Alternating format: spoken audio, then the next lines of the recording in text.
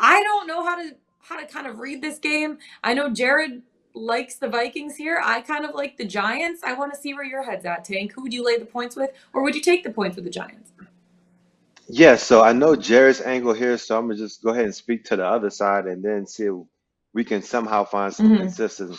consensus at the end of this. So, if you want to look at it from the Giants' perspective, they had two turnovers in that first matchup against the Vikings. We know the final score 27-24. Vikings got the ball with 2 minutes left, kicked like a 61 yard or something like that to win the game. Wild. Daniel Jones had 334 passing yards, a touchdown, interception. Saquon Barkley, he had 84 rushing yards, a touchdown. I believe he also had like another 60 or 80 something receiving as well. So I Mm-hmm. mean, he was pretty balanced in his attack. And then the wide receivers were running. I mean, not running. They were streaking all over the field like Frank the Tank. Like it was crazy. Richard James had himself a game. Hodgins had himself a game. Slayton did what he does. And so if the Giants can clean up the turnovers, get Saquon going a little bit more, get the same or more production out of Daniel Jones and those wide receivers, and the defense is healthier, we could possibly see the Giants roll into Minnesota and do what a lot of people wouldn't be surprised them doing, and that's taking advantage Mm-hmm. of a Vikings defense that is fraudulent. Like that Mm-hmm. Vikings secondary and that defense in the whole, as a whole, is fraudulent. Now, I will say this: Daniil Hunter and Zadarius Smith, like those guys are some dogs. Like they've been kind of flying low key on the radar, like 10.5 sacks for Daniil. Zadarius has 10. Like those, they could hunt off the edge. I think just because Mike Zimmer's gone, it's a slightly different scheme, and because we've been so distracted by how poorly the secondary is played, we've kind of gotten away from how aggressive they can be along that front four. But that secondary can be taken advantage of. The Giants don't really have an explosive guy that you see on a lot of these other rosters yet, and still Daniel Jones threw for 334 passing yards. And Mm-hmm. so that to me just shows me that, man, the Vikings are going to have some pressure on them. They've been playing this whole season knowing that people have been doubting them, and they've given people ample reasons to doubt them. And so now that they have this playoff game Mm-hmm. against a team that they won a turnover battle, and Kirk Cousins had 290 passing yards, 3 touchdowns. T.J. Hawkinson had a blow up game. Justin Jefferson had a blow up game. Yet and still, you only beat this team by a field goal. So we can argue that you played damn near perfect ball, and you only won by a field goal against the New York Giants.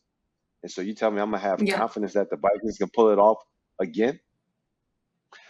I'll hold whatever else I have to say at the end, but that's how I'm gonna go ahead and lead it over and then pass it on to my homie Jared. Oh my gosh, this one's gonna be crazy. The one thing that scares me, Jared, and talk me off the ledge with this, is the fact that statistically, it is improbable knowing that a team will finish 11-0 in one possession games. I feel like that luck runs out eventually if they can't get defensive stops. And right now, the Vikings allow the second most yards per game at 388.7 and the fourth most points per game at 25.1. Tell me why they can get those stops against an offense that is kind of rolling in the Giants right now. I can't. Honestly, here's the only thing that I can say. That performance by Daniel Jones and the explosion that he saw with his receivers in that game is the exception, not the rule, to the Giants season. So Mm. the Daniel Jones has the fewest big time throws of any quarterback not named Matt Ryan this year. It's not that kind of offense. So the fact that it happened in that game against the Vikings leads me to, and it was a very recent game. I don't know what he's writing right now, but I can't wait to hear about it later. He's I just writing don't want to something. lose it.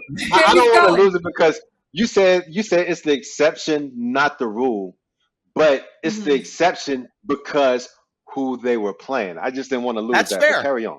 That's totally fair. Mm-hmm. And I have no defense for the Vikings defense this year. It's been awful. It has been awful. I just don't know if Daniel Jones is going to stroll into, it used to be the Metrodome, to, whatever name they've got that U.S. stadium Bank these days. Stadium. Yeah, U.S. Bank. US Bank Stadium, which is one of the USA. toughest places to play in all of football. And as a first-time playoff quarterback, do exactly what he did because let's be honest, the only reason that the Giants were in that game is because Daniel Jones played way over his skis. So, yes, the Vikings had one of those great offensive games and they barely won. But again, the Giants needed Daniel Jones to do something he hadn't done all year, which was make a ton of big-time throws, throw for over 300 yards just to keep them in that game. So, and the Vikings, if I recall, had a 2-score lead until very late. So, we'll see what shakes out on the defensive side for Minnesota. But I do think the first foundational piece of this handicap for me is the trend that first-time playoff quarterbacks cover the number just 28.5% of the time against non-first-time playoff quarterbacks. 35-1 against the spread since 2002. And this is a road situation for that first-time playoff quarterback. And the line is just a field goal, which is the slimmest of possible lines before you really get to basically a pick 'em. And last year, all 3 first-year starting quarterbacks got their butts whooped. Kyler Murray got destroyed by the Rams. Mac Jones got destroyed by the Bills. And Jalen Hurts got destroyed by the Bucs.